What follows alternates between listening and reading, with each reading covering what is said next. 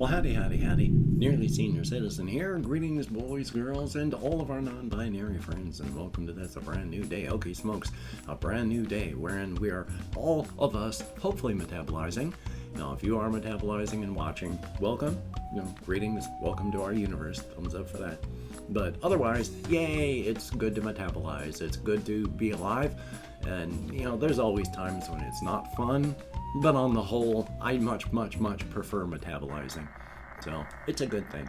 And I slept, at least a little bit last night, and I went for walkies, and it was chill, and all in all, I'm continuing to survive, and hopefully you are continuing to survive as well, because that is a good thing, as stated.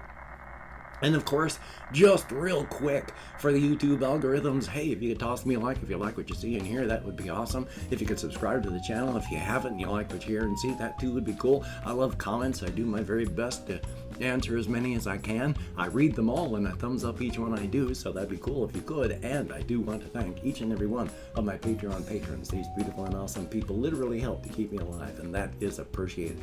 Not only that, but it helps to keep my kitty cat alive. And it helps to keep my little hamster alive. I only have one right now. I used to have a lot more, but I've only got one little ghost. I have no ideas how long I should be keeping my hands up. Probably a lot longer than I meant to. Yay! No ideas. Anyway, though, thumbs up. So, front loading of YouTube videos over. So, yeah. Joy. I actually survived, and yesterday wasn't that bad. I got reactions done, and that was good. I could not do as many as I wanted. I've talked about this in vlogs before, and I talk about it in my reactions. I have to take advantage of my mood as best I can. I have, because of my depression, my ADHD, all my various issues, including, being an autistic person, my mood is exceptionally volatile. And I cannot just count on being in the right mood to be able to do a reaction on any particular day. So if I'm feeling it, I gotta get as much done as I can right there.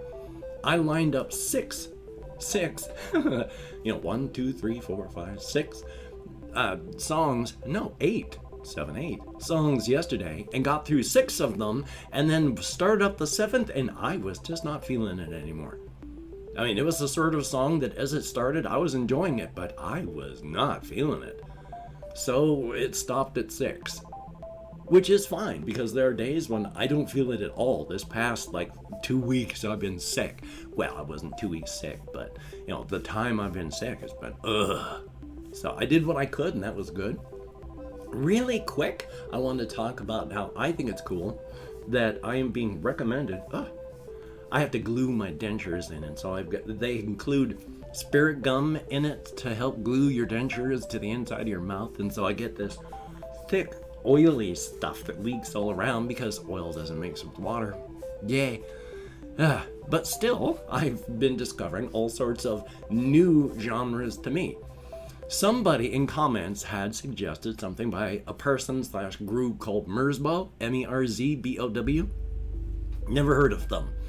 I listened to it and discover, because some people in the comments had said, "Don't you do this to him, you monster." And so I listened, and it's from a thing called noise genre from the 80s and 90s, where it's literally just noise. And in fact, they eschew structure and will deliberately make the noise anti-structural, or they'll find stuff that's just irritating and makes you angry, and they'll lean into that as a release for the song. I'd never heard of this. And so I listened to it. It was interesting. It's not something I would listen to every day, especially since, it was the first time I'd heard of this group or genre. And so it was interesting. Again, not something I'd listen to every day. Glad I did, though. I enjoy difficult/experimental music. Hokey SMOKES. And so finding stuff that, during the 80s and 90s, I was active. I just never heard of it. So thumbs up on that. Yay. Past that, as stated, just been surviving. I did all day yesterday, had therapy. Told my therapist the story of the whole Mount Valen thing and the Kadiron, and how it's just unimportant what the thing is, only that the effect that it has on people is important. And he really liked that. He likes what I'm doing with my fiction, how I'm using what's up here, because he's a proponent of, like, I can't remember the actual name of the technique, but you fictionalize things that happened in your life and narratively rewrite the situation so that it doesn't hurt as much anymore. That's a lot of what happens with my writing. As I've mentioned, my subconscious is putting a lot of stuff, symbolism and metaphor into my fiction that I don't even realize is there until afterward. So, cool. Definitely a thumbs up on that. And of course, still working on all sorts of things. Spent a lot of time while on walkies last night thinking of the one setting, the Razor's Edge setting, and also just the horror stuff. So I'm going to come back to that, but it was cold all day yesterday, and I went for walkies, and that was nice. And there are, unfortunately, people that don't have homes that have to live out there. And when I say unfortunately, I mean unfortunately in many ways, because everybody should have a home, just someplace to stay, if nothing else. And unfortunately, a lot of these people are not untouched by illness, and so they need help, and it's sad. It is unfortunate. There, but for the slowly sinking of myself in my economic situation, there go I. So here's hoping that doesn't happen. I have to make some calls or try and get online to try and get some help through the VA, because I don't want to wait until I'm actually homeless before I try to get help. I need my sleep apnea mask to sleep, and you can't plug a sleep apnea mask into the sidewalk if you're homeless, so I gotta still make some phone calls, working on all that. Yay. The things are working out that way. It was nice walkies. I should not walk on the railroad tracks at the time of night that I do it, because it's hard to see the ground because of my eyes, and then with the various bits of fog, because we've had a lot of fog, and then when the light hits the fog, it just becomes almost impossible to see through. So quite often I'm walking on ground that is going like this, and I can't see what I'm walking on. So really, I need to not do that when it's that bad. Still, I like walking on the railroad tracks reminds me pleasantly of being a child. Thumbs up. So yeah, I've been losing weight, which I need to lose weight, but I'm losing weight kind of involuntarily. I can't afford to buy food for a full month, even when I had COVID food stamps, where they increased the amount of food stamps that you get. Well, they cut that down. I was having trouble feeding myself on the extra money. I got half of it this last month. I'm out. In fact, I had to do something that is going to hurt just so that I could eat last night. So I've lost weight. I've gone from like 205 and I'm down to under 190, and hopefully I'm not going to lose too much weight before the end of the month. I literally cannot afford to do anything. I can't afford to eat, which is gonna worries me. I can't just drink plain water for hydration. I actually will feel hungry or hungrier and actually sick to my stomach if I drink just plain water a lot of the time. Not always. But I cannot stay hydrated just from plain water because it passes through my stomach so quickly, just leaving me feeling bad. Largely, unfortunately, I drink stuff like it's a store brand cola, because there's particulates in the cola, so that when I finish drinking that, there's still stuff left behind that my stomach can chew on. I can drink two 2-liter bottles of soda in a day and stay hydrated. I can drink 1 2-liter bottle of water throughout an entire day because I just feel sick after I drink it. It ain't a good situation. Yay. Because I know you need to drink water. I still get a lot of water in my food, and I still make food like, when I have it, I put water in things like, if you get mashed potatoes, you put in mashed potato mix. You put in a cup of water, that's water. There's water in your food, so yeah. As long as I can eat, I get a little bit. That's the problem though, as long as I can eat. Yay. But still, life is life. Life is life. So thumbs up on that. But yeah, I had therapy today, did some recording yesterday, went walkies, watched videos. I think I might have actually played some games yesterday too as well, so thumbs up on that. Now, I do want to talk again about the whole fiction stuff because it's a major part of my life. I mean, I have tried to be a writer my whole life. I remember some small bits of when I was a child. I used to write really goofy stories, for creative writing, even as a young child. And then all the way up until my early 20s, not mid-20s, my early 20s, when my alcoholism damaged me so much I couldn't write anymore, I had typing every single day on my typewriter with paper constantly just so I could get the stuff out of my head.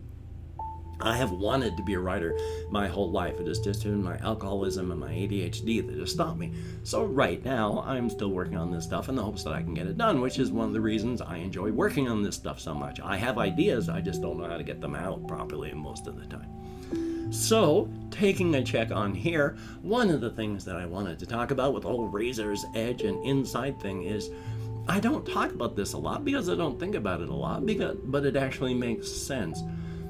On the razor's edge and on the inside, because it's so incredibly dangerous, everyone is armed. You have to be. You'd be insane if you weren't. If you live on the razor's edge, if you don't carry a ranged hand weapon and some kind of close quarters melee weapon, you're asking to be taken out of the gene pool. The razor's edge is an untamable, unending frontier. It is incredibly dangerous. You need to have a weapon with you at all times to defend yourself.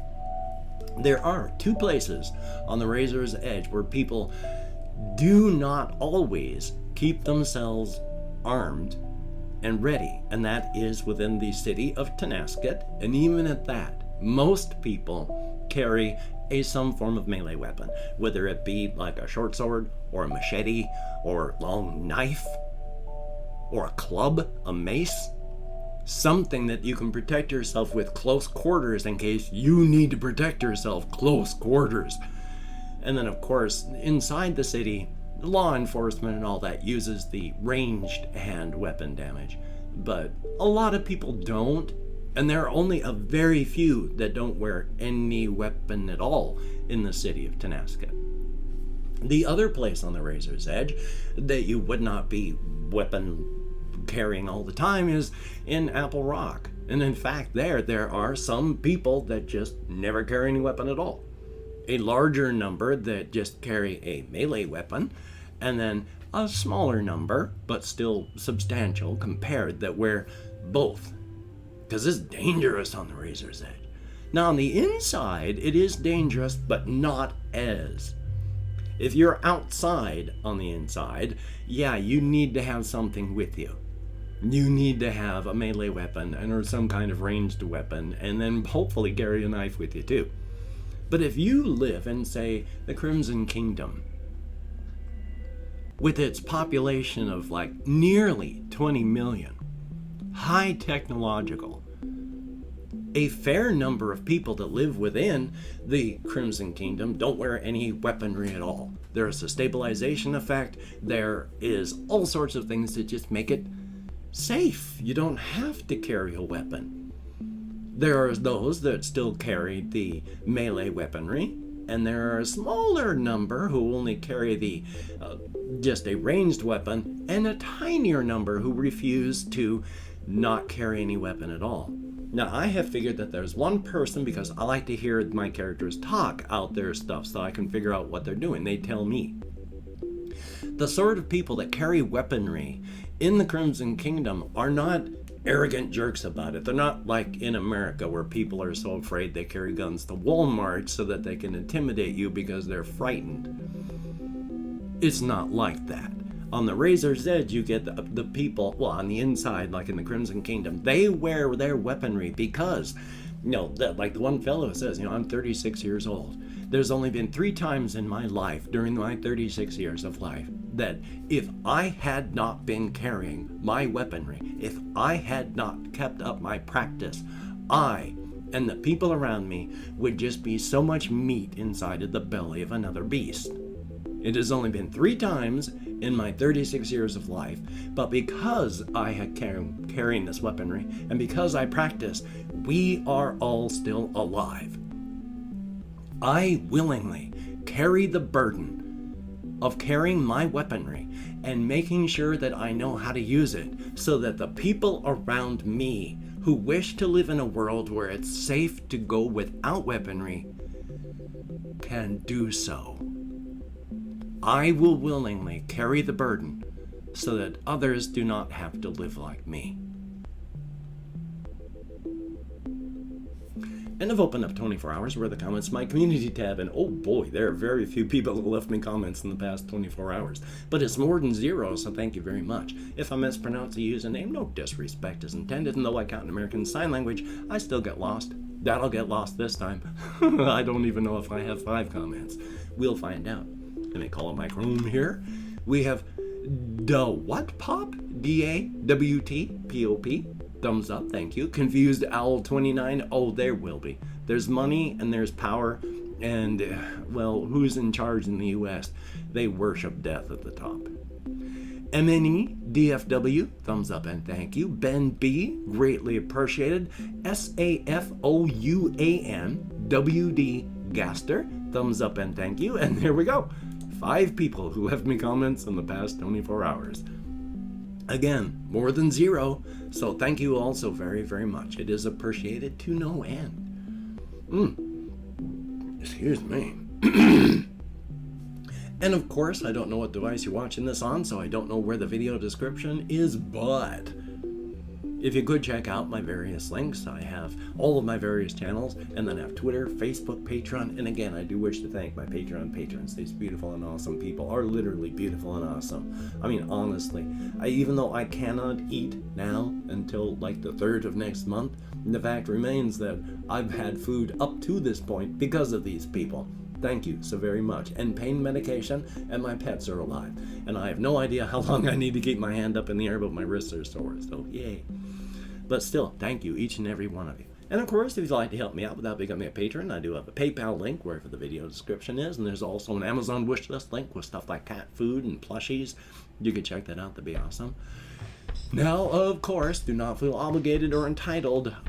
No, do not feel obligated. I don't feel entitled. You shouldn't, and I shouldn't either.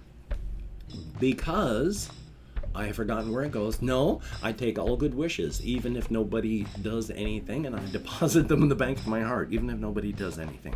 Whether you donate or not, I take all good wishes. There we go, and I deposit them in the bank of my heart, where I draw interest. If you could toss me a like, I appreciate all the positive validation I get from my existence, and of course, if you could hit the notification bell on the subscription button, that would be very cool. Definitely a thumbs up. I meant to change this. Executive dysfunction is just so joyous. I'm going to get this changed for tomorrow. This is going to stay.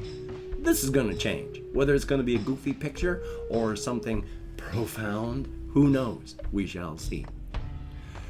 And of course, with the Covfefe bug raging around the world and people being idiots everywhere, please, if you do not have to go out amongst the unmasked, unvaxxed, mouth-breathing masses, please don't. If you do, wear a mask, wash your hands often, try not to touch your face, maintain your social distancing. Get vaccinated if you haven't. Get a booster if you can. Hokey SMOKES, people. Don't check out early. So, until we meet again, you take care. Have a great day today. I will see you on the flip side, unless I get hit by a bus, or you get hit by a bus. And that is a very good thing. Not the being hit by a bus, that was the interjection, as I will see you on the flip side, and that is a very good thing. Thumbs up for that. So, take care.